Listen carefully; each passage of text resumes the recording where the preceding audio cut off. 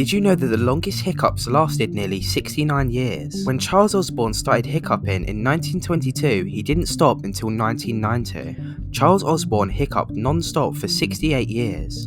He wasn't even doing anything to trigger his decade-long hiccup. It just started while he was weighing a hog before slaughtering it.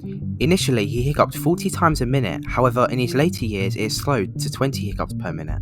After his long hiccuping episode, he managed to live a hiccupless life for only a year until his death in 1991.